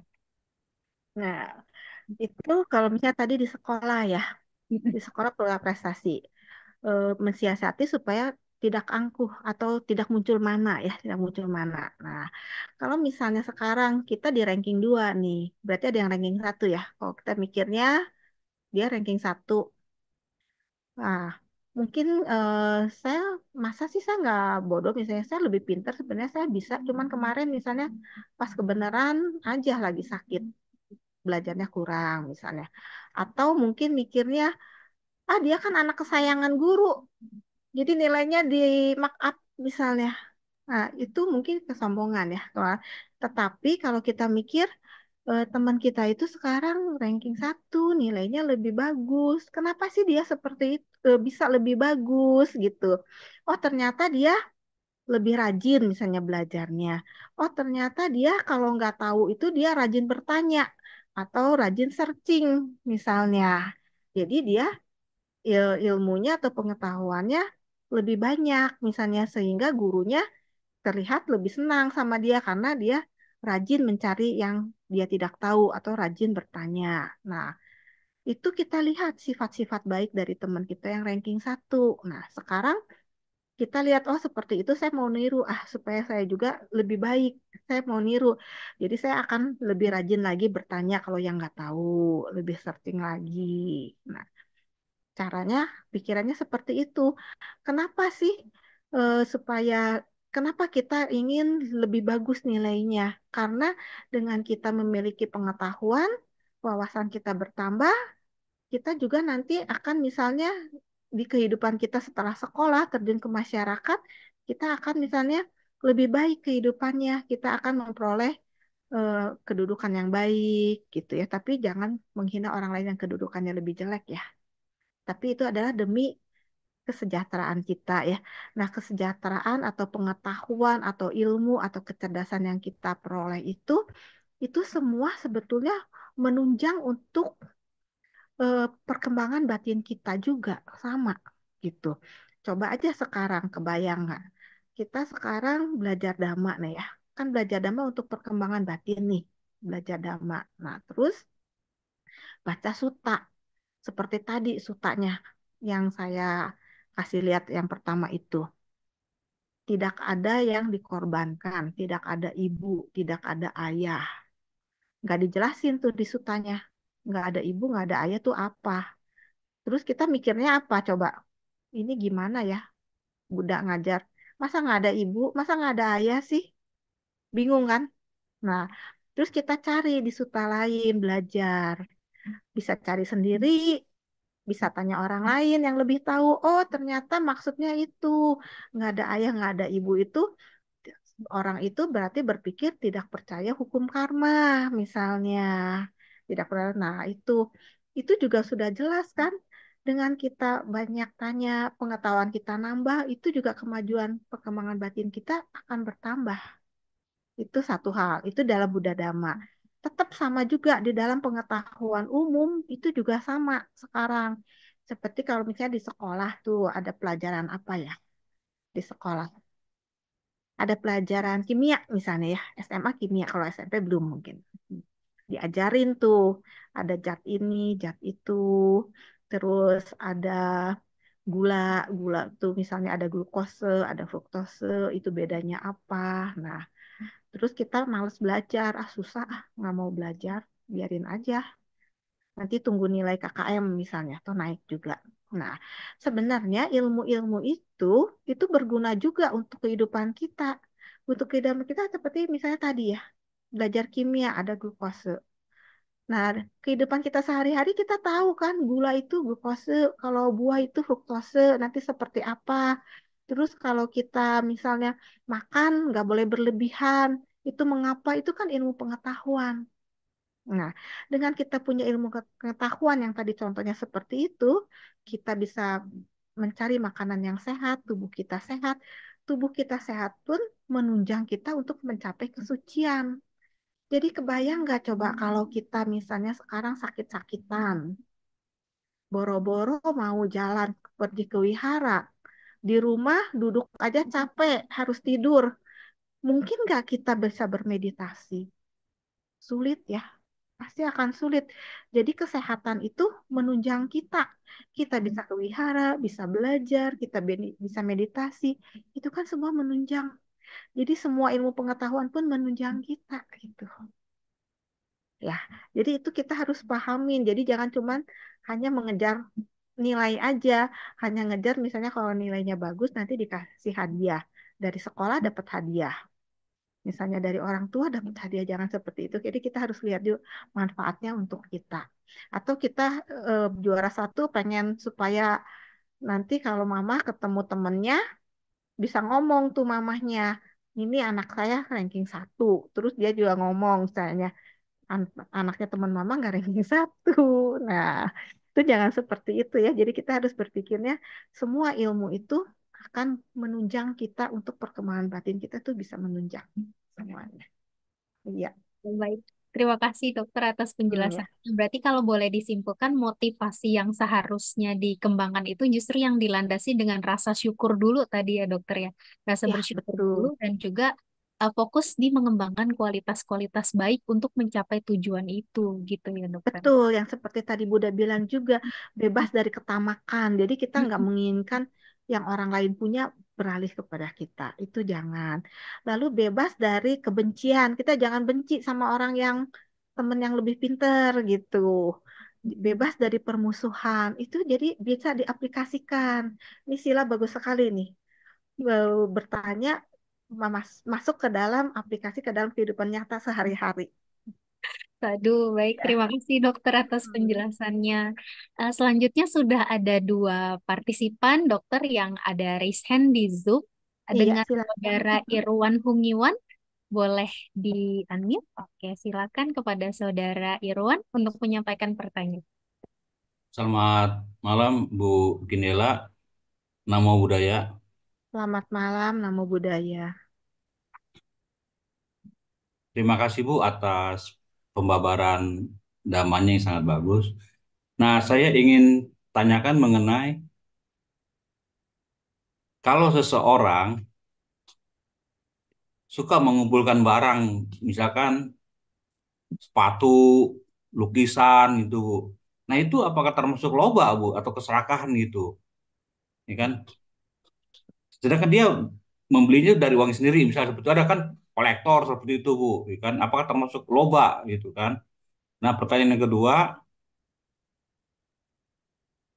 apakah bagus tindakan seorang nih? Misalkan gini, Bu, penghasilan seorang itu sebenarnya minus, tetapi dia masih mau berdana gitu, Bu. Apakah itu bagus seperti itu misalnya, ya kan? Nah, itu dulu dua pertanyaan, Bu. Terima kasih. Iya, terima kasih Pak Irwan, terima kasih juga ya. Tiap malam hadir ya. Kemarin juga sudah hadir, bertanya juga. Sekarang juga terima kasih sekali ya Pak ya atas atensinya. Nah, tadi pertanyaan yang pertama, seseorang senang mengumpulkan misalnya lukisan-lukisan, galah. Nah, sekarang kita lihat ya Pak ya. Kita umat Buddha itu kan ada dua macam, umat awam dan yang meninggalkan keduniawian ya, yang pabacita. Nah, sebagai umat awam, Sang Buddha itu tidak melarang loh kalau kita mengumpulkan harta benda, bahkan menganjurkan karena harta benda itu juga kita perlukan untuk hidup kita ya, untuk biaya hidup, untuk kesejahteraan kita, dan lebih jauh lagi untuk eh, berdana juga ya, untuk membantu orang-orang atau makhluk-makhluk yang bisa kita bantu, yang memerlukan bantuan ya. Nah, jadi sama Pak seperti itu. Kalau kita juga mengoleksi misalnya lukisan, apakah itu termasuk ketamakan atau loba? Nah, kembali mungkin saya akan memakai yang suta yang hari kemarin ya, tentang kemelekatan gitu loh. Kalau kita mengumpulkan koleksi-koleksi lukisan, kalau kita mengembangkan itu, mengembangkan akhirnya kita melekat dengan lukisan itu, kita merasa senang, kita melekat, menginginkan lagi. Padahal mungkin lukisan itu bagi kita sudah gimana ya, sudah kurang bermanfaat, bukan kurang bermanfaat, udah tidak perlu ya, misalnya rumah kita sudah cukup lukisannya, pajangannya. Terus kita tambah lagi mau ditaruh di mana. Secara duniawi aja kita bingung juga nanti mau taruh di mana lukisannya. Apa mau dari lantai sampai ke langit-langit, setiap dinding dipenuhin, akhirnya tidak enak juga mungkin dilihat ya, seperti itu. Bingung. Nanti orang pikir ini toko, galeri. Kalau toko galeri beda. Nah, lalu kita melekat. Sekarang lukisannya kalau kita kurang satu atau rusak satu, wah beli lagi yang baru. Itu akhirnya masuk ke loba memang. Karena sifatnya melekat. Tetapi kalau misalnya kita koleksi lukisan itu ya sewajarnya lah. Itu untuk menghias rumah kita. Atau misalnya memang kita usahanya di bidang itu, di galeri jualan. Ya itu bukan nggak masuk loba. Jadi tergantung dari pemikiran kita di situ. Dan yang penting adalah kemelekatannya. Karena loba itu sifatnya melekat gitu loh. Kalau kita melekat, itu pasti sudah loba. Tapi kalau kita masih dalam batas wajar, ya oke aja kita sebagai umat awam mengumpulkan. Lalu tadi pertanyaan kedua adalah kalau orang yang penghasilannya minus atau katakanlah kurang ya, lalu masih senang berdana, itu baik atau enggak? Nah, sifat dari dana itu sendiri itu sudah pasti baik ya. Dana itu kan kita memberi, melepaskan sebagian milik kita gitu ya. Milik kita, tujuan kita berdana apa sih? Tujuan kita berdana itu untuk mengikis kemelekatan kita. Nah, jadi seperti tadi Pak, kita senang mengoleksi lukisan. Kita jangan sampai melekat. Nah, kalau misalnya koleksi lukisan itu kita misalnya bisa sumbangkan, kita misalnya jual, lalu uangnya kita danakan, itu juga mengikis supaya kita nggak melekat tuh. Itu termasuk dana ya, dana melekat. Tetapi kalau dananya dia pengen dipuji, jadi misalnya orang pikir walaupun dia minus begitu ya, kok dia bisa berdana besar ya?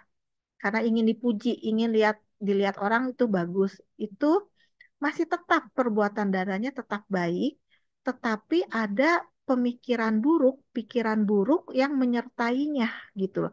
Pikiran buruk menyertainya yaitu pengen dilihat orang baik, pengen dipuji orang, jadi walaupun orang lain tahu dia kurang, tapi dia bisa berdana besar, itu kan dengan tujuan ingin dipuji, itu adalah ada buruk yang pikiran buruk yang menyertainya.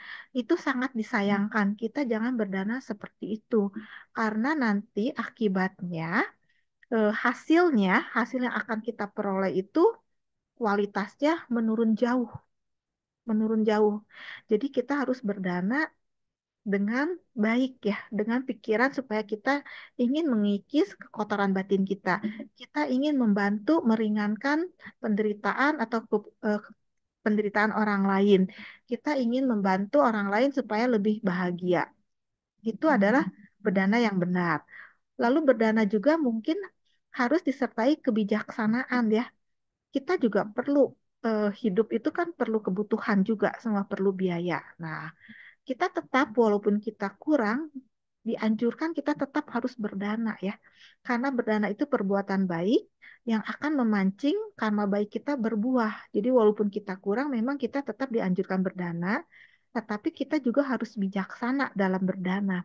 Kita mampunya seberapa sih dalam berdana? Itulah yang kita lakukan gitu.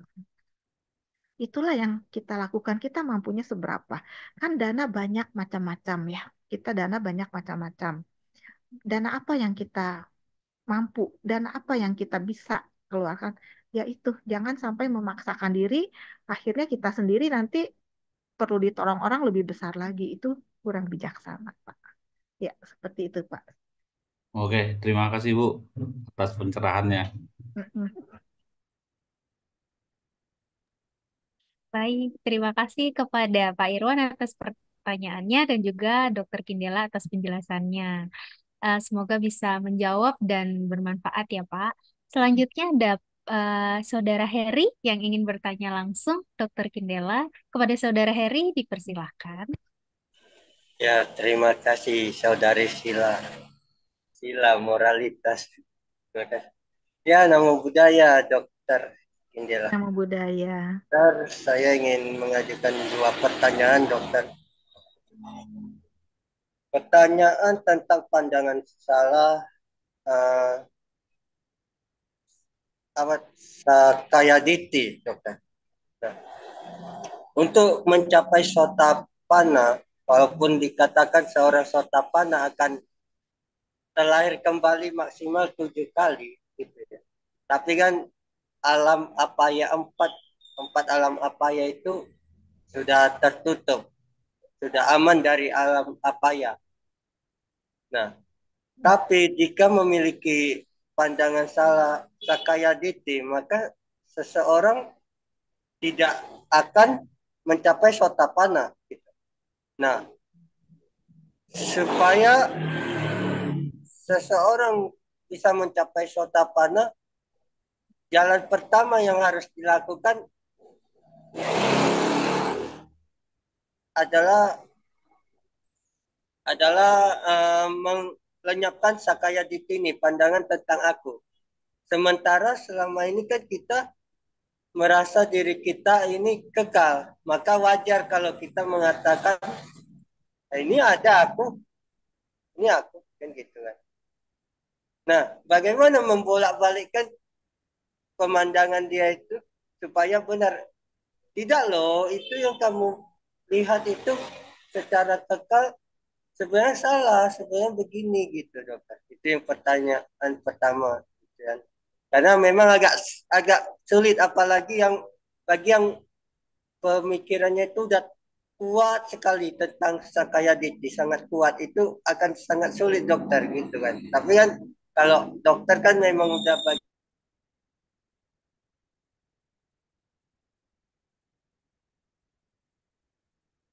Ini nge-freeze ya. Nge-freeze di siapa nih yang kurang baik? Di sinyal saya atau di Pak Heri?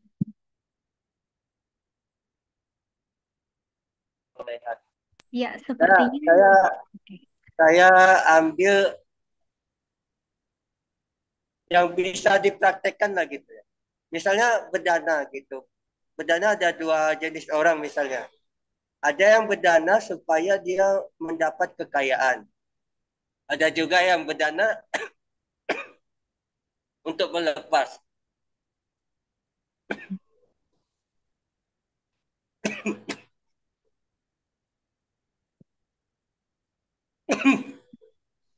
Sorry. Pak.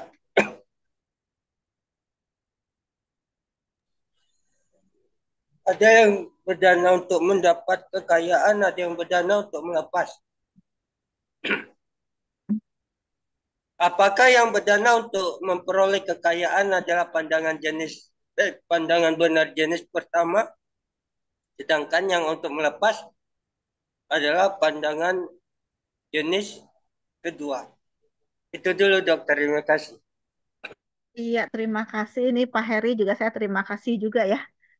Kemarin ikut juga, bertanya juga aktif. Terima kasih juga atas atensinya ya. Pak Heri juga suka ikut saya di tempat yang lain dulu-dulu ya. Terima kasih ya. Nah, tadi pertanyaannya yang pertama tentang Sakaya Diti.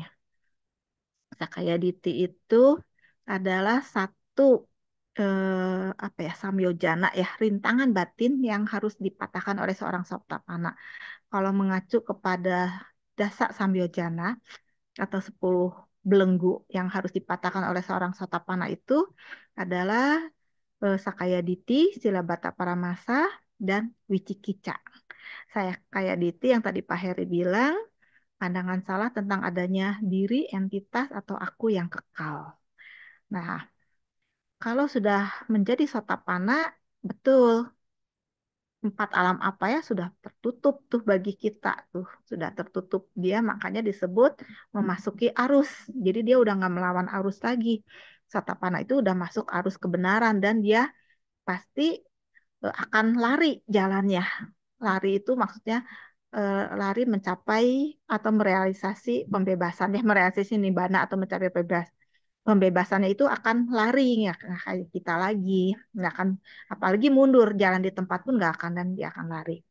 Lalu tadi pertanyaannya, bagaimana cara kita menjelaskan kepada orang lain tentang adanya diri yang tidak ada diri atau anatta, atau gimana tadi? Maaf. Untuk menjelaskan kepada orang lain gitu maksudnya, tentang Ya, pandangan salah dokter. tentang diri itu bagaimana caranya?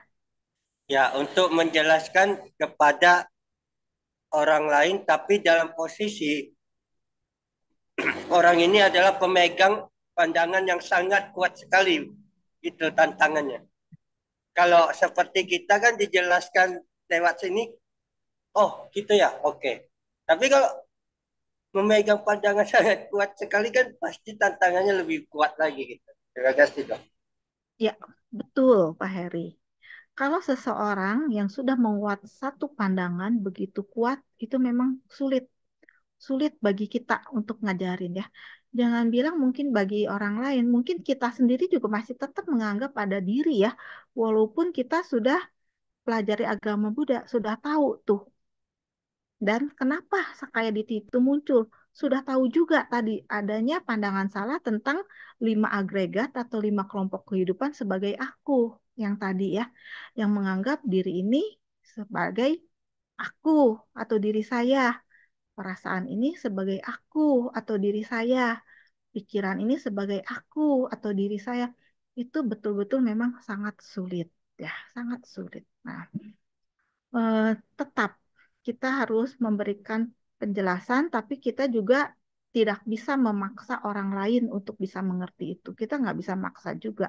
Itu juga tergantung tingkat perkembangan mental dia. Dia mau memahami atau tidak, bisa memahami atau tidak. Bisa aja mungkin dia memahami, tapi dia tidak mau melepas pandangan tentang diri, itu juga bisa. Karena eh, pandangan salah atau diti itu tadi saya bilang termasuk ke dalam kelompok loba kalau di Abhidhamma ya. Kelompok loba itu loba, mana, kesombongan, dan diti. Jadi dia sifatnya juga melekat, melekat. Jadi dia pegang teguh gitu loh tentang diri. Itu memang sulit. Nah, satu hal lagi kalau misalnya untuk menjelaskan mungkin kita bisa hati-hati pelan-pelan. Terus kita bisa jelaskan. Misalnya sekarang dia lagi merasakan merasakan apa? Mau senang, mau tidak senang nih. Merasakan senang aja dulu ya. Perasaan senang. Nah, terus kita tanya aja ke dia. Perasaan senang itu ada di mana sih? Di dalam diri kamu? Nanti dia bilang, perasaan senang di mana? Misalnya dia jawab, katakanlah mau dijawab di mana? Di dada, saya senang. Dadanya di mana? Bingung lagi ya. Di mana? Di jantung deh, di jantung misalnya. Lah jantungnya kalau senang gimana? Berdebar-debar atau lambat atau apa? Bingung juga ya perasaannya senang. Nah, terus, oh kamu senang ya, diri kamu senang ya. Jadi senang ini milik kamu ya? Iya dong, dia bilang. Saya senang. Nah, kalau begitu, kamu senang karena apa sih? Karena tadi saya dapat, misalnya dapat pujian, terus saya dapat promosi, naik naik jabatan di tempat kerja, misalnya dipuji sama atasan, naik jabatan, otomatis gaji saya naik dong kalau begitu. Jadi saya senang nih sekarang. Oh gitu ya, gitu ya senang. Nah, terus besok-besok tanya lagi tuh, udah lewat kan, udah naik jabatan, gajinya udah naik. Kamu masih seneng nggak sih sekarang? Ya masih seneng. Sama nggak senengnya sama yang kemarin dulu itu waktu kamu cerita naik? Ya beda. Kemarin ya beda. Sekarang mah sudah biasa aja nih naik jabatan. Udah biasa saya gaji segini. Lah katanya seneng kemarin itu punya kamu gitu. Kenapa sekarang berubah? Kamu bisa pertahankan nggak? Nah jadi sebetulnya senang itu apa? Berubah, berubah. Nah terus besok-besok ternyata dia disalip sama bawahannya. Bawahannya lebih naik lagi tuh promosinya. Yang tadinya di bawah dia. Dia merasanya seneng nggak? Oh ya nggak seneng lah, saya jadi berkurang. Nah, terus kamu kenapa nggak pertahankan yang seneng? Katanya kamu punya kamu. Jadi apa? Perasaan senang ini diri ini atau bukan? Bukan. Mungkin itu bisa salah satu hal ya. Nah, terus sekarang misalnya itu. Terus kalau misalnya sekarang diri ini, tadi kan pandangan salah tentang badan jasmani ya. Badan jasmani ini milik saya. Nah, sekarang kita mungkin usianya masih muda, masih sehat, masih ganteng, masih cantik, masih kuat. Kalau diri ini punya saya, milik saya, bisa nggak eh, kita pertahankan supaya kita tetap muda, tetap cantik, tetap ganteng? Mungkin dia akan jawab, saya punya penghasilan besar nih. Saya bisa ke skincare. Jadi mukanya dikencengin, bisa jadi glowing, misalnya jadi bagus. Nah, tahan berapa lama? Mau muda terus, mau seperti itu terus. Nggak bisa tua juga. Jadi diri ini punya siapa gitu loh. Terus ada yang mau sakit nggak? Ya jelas nggak ada dong. Makanya saya eh, lifestyle-nya saya udah tahu tuh mempelajari supaya nggak sakit itu lifestyle-nya harus bagus. Makanan harus bergizi misalnya. Porsinya harus cukup. Saya udah lakukan tuh semua. Harus exercise. Saya udah lakukan juga tuh, saya rajin juga tuh olahraga. Nah, apakah menjamin itu bebas dari sakit? Enggak juga. Pasti ada sakitnya, sakit kepala lah misalnya yang ringan, eh, pusing lah, batuk pilek lah. Nah, jadi sebetulnya ada nggak diri itu punya kamu nggak sih badan jasmani ini? Enggak kan, nggak bisa kan. Nah, kita kasih seperti itu aja argumen-argumen itu. Nah, mungkin orang itu bisa memahami ya, mungkin bisa memahami apa yang kita ucapkan seperti itu. Tetapi bagi orang yang benar-benar dia kuat dan melekat dia pasti itu tetap akan sulit. Akan sulit apa? Karena dia pikirannya seperti itu dia udah seneng. Kalau diri ini punya saya, milik saya. Orang saya sekarang kuat, cantik, ganteng, sehat gitu loh. Saya sekarang lagi seneng. Ya kalau misalnya besok-besok saya nggak seneng atau menderita ya wajar lah namanya juga orang. Nah seperti itu. Itu susah memang. Jadi dia tuh juga harus berusaha juga ya. Dia harus berusaha kalau orangnya mau. Tapi kalau orangnya nggak mau ya tetap nggak bisa. Kita nggak bisa maksa. Kita hanya bisa ngasih penjelasan. Dia bisa terima, ya syukur. Kalau dia nggak bisa terima ya sudah. Kita nggak bisa apa-apa gitu loh. Ya begitu Pak Heri.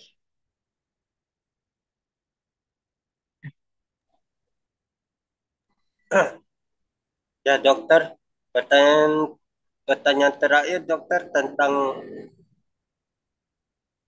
dua jenis pandangan benar dokter. Oh ya, maaf. Saking anaknya cerita jadi lupa. Jadi dua Eh, jenis pandangan benar yang tadi ya, yang di depan itu ya, yang di ya, slide. ya, jadi kan ada yang pandangan benar karena perolehan, ada yang pandangan benar terbebas dari perolehan. Ya, oke, terima kasih. Nah, jadi maksudnya di sini pandangan benar itu ada dua macam. Yang dengan perolehan tanpa noda, tetapi ada yang dengan noda. Itu maksudnya adalah yang lokutara dan lokiah. Yang lokiah dan lokutara. Yang lokiah itu adalah milik pandangan benar milik orang-orang yang belum mencapai tingkat kesucian. Jadi seperti misalnya pandangan ini, kayak kita udah belajar ya. Kita ini tidak ada diri yang kekal ya, anata kan. Kenapa kita misalnya tadi berpikir diri ini milik kita? Karena kita salah mengidentifikasi 5 agregat. Kita berpikir tubuh ini milik kita. Tetapi kita udah belajar tuh, Sang Buddha udah ngajarin. Tubuh ini bukan milik kita. Kalau tubuh ini milik kita, kita harus bisa mempertahankan. Dia tetap muda, tetap bagus, tetap sehat. Tetapi nggak bisa. Berarti diri ini bukan punya saya. Terus perasaan ini bukan punya saya. Perasaan itu ada di mana sih? Kalau perasaan itu punya saya akan mempertahankan perasaan senang terus. Nggak mau lah menderita. Tetapi kan tidak bisa berubah. Berarti bukan. Nah, berarti kita sudah memiliki pandangan benar ya tentang diri. Ternyata pikiran bukan punya kita. Perasaan bukan diri kita, tubuh ini bukan diri kita, itu pandangan benar. Tetapi karena kita masih putu jana, masih belum suci, masih orang awam, jadi pandangan benar yang kita pelajarin ini, yang udah kita tahu, itu adalah pandangan benar yang masih ada noda-noda. Karena kita masih memiliki kilesa, kita masih punya loba dosa moha kan. Nah, tetapi kita udah tahu, oh ini tidak ada diri yang kekal. Itu adalah pandangan benar yang masih ada noda-noda. Nah, kalau pandangan benar yang tanpa noda, yang hasil perolehan itu adalah pandangan benar yang dimiliki oleh mereka yang sudah mencapai tingkat kesucian, gitu loh. Jadi kayak tadi Sakaya Ditinya udah hilang, Silabata Paramasanya sudah hilang, loba dosa mohanya sudah sebagian hilang kalau satapana, kalau arahat sudah hilang. Itu adalah perolehan atau pandangan tenang yang diperoleh dari hasil pengetahuan langsung. Jadi dari hasil melaksanakan meditasi sampai akhirnya dia bisa menembus. Bisa menembus dia tahu, oh nama rupa ini seperti ini loh. Kayak gitu. Itu adalah pandangan benar yang kedua gitu. Yang dengan perolehan. Itu bedanya. Ya.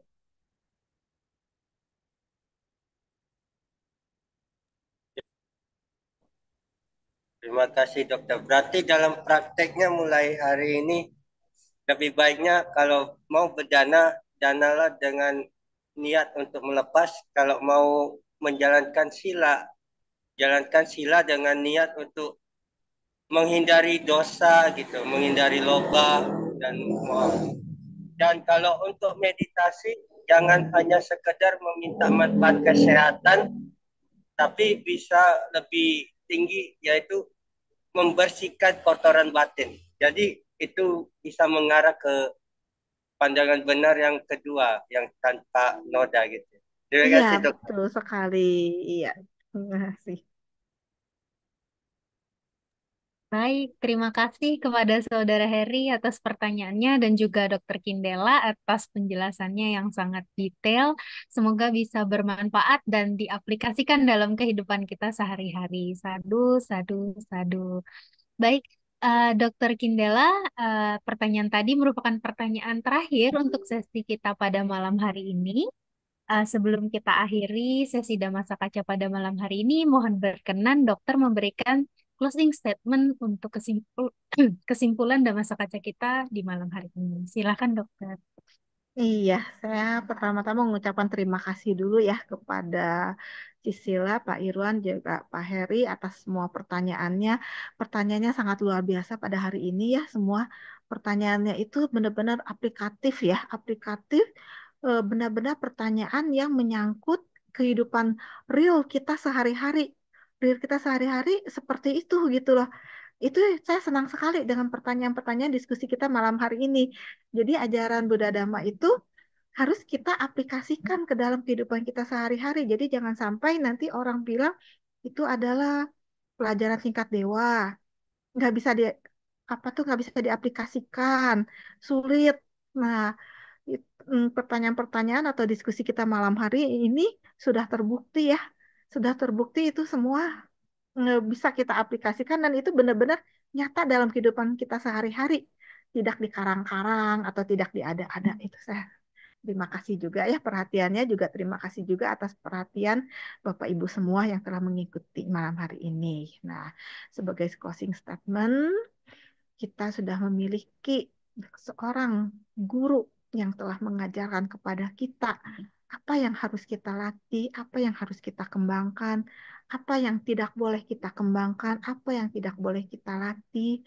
Nah, semua yang telah Buddha ajarkan ini adalah sebuah ajaran yang harus kita kembangkan, yang yang akan membawa kita kepada kebahagiaan ya, kepada kebahagiaan dalam jangka waktu yang sangat lama apabila kita bisa memahaminya dan mempraktekannya.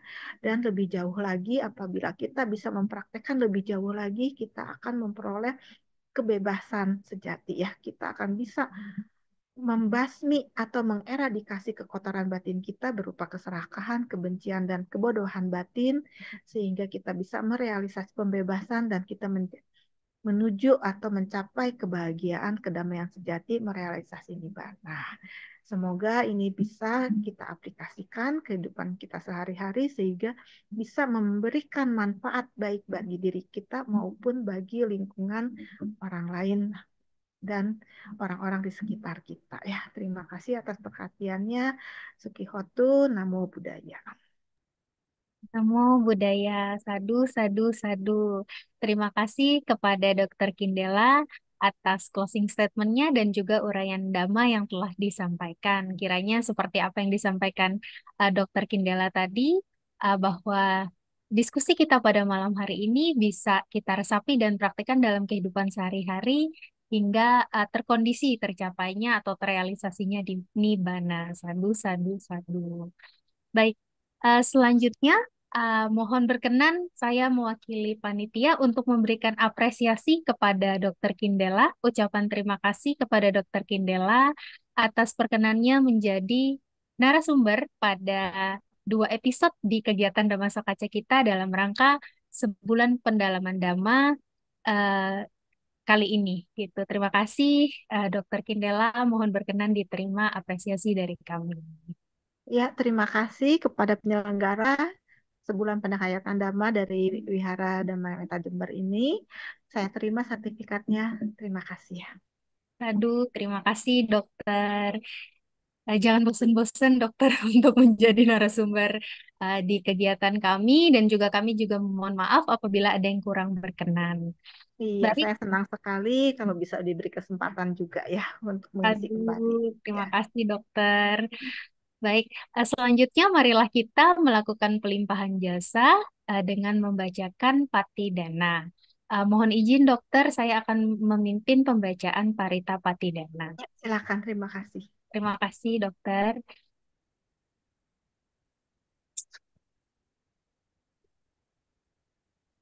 Handamayang Patidanang Karomase Punya Sidani Katasa Yananya Nikata Nime Te Sanca Bhagino Tu Satananta Pamanaka Ye Pia Gunawanta Ca Maihang Mata Pita Dayo dhame capya dirthawa anye manjatawerino satta tirthanti lokasming te bhumma catuyonika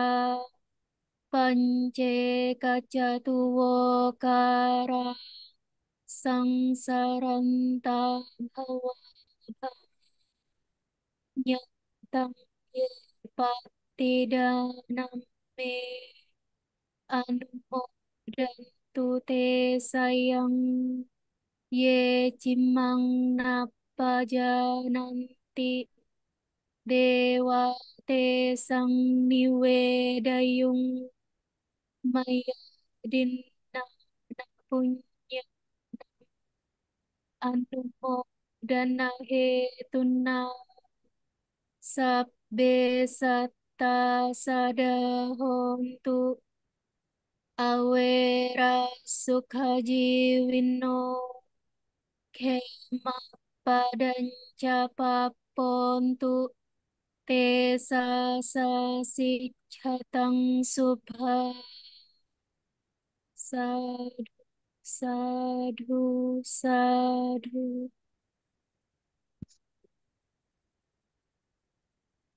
Baik, sekali lagi terima kasih kami haturkan kepada Dr. Kindela Yunia yang telah memberikan uraian dhamma kepada kami pada malam hari ini. Untuk itu, semoga uraian dan pembahasan dhamma yang kita lakukan pada malam hari ini senantiasa meningkatkan keyakinan kita pada tiratana, membawa kebahagiaan dan manfaat positif lainnya dalam keseharian. Sadhu, Sadu, sadu, sadu. Terima selanjutnya. kasih Bu Kinela. Terima Terima kasih kasih juga kepada Bapak Ibu Bapak yang telah semua. berkenan hadir. Marilah kita tutup kegiatan pada malam hari ini dengan kembali membacakan nama Karapata yang akan dipimpin oleh peranata cara, yaitu Saudari Maren. Kepada Saudari Maren, disilahkan. Terima kasih Sisila. Setelah mari kita tutup acara pada malam hari ini dengan membacakan nama Karapata bersama-sama. Arahang sama sang Buddha Bhagawa Buddhang Bhagawantang Abhiwademi Swakato Bhagawata Dhammo Dhammang Namasami Supatipanno Bhagavato Sawaka Sangho Sanghang Namami Sampai Santa Bhavanto Sukhitata. Semoga semua makhluk berbahagia. Terima kasih. Maka mohon maaf sebelumnya karena saya harus ada izin mau ke dokter, jadi mau nggak mau harus ada di dalam perjalanan. Tapi terima kasih Ibu Kindela, terima kasih juga kepada Sisila. Hari ini pemaparannya sangat, aduh bener tadi kata Sisila, bagus banget ya, kita ya bisa dipakai dengan kehidupan kita sehari-hari. Oke, episode ke-13 pada malam hari ini. Baik, kita ada pengumuman dulu, baik dari, silakan pengumumannya.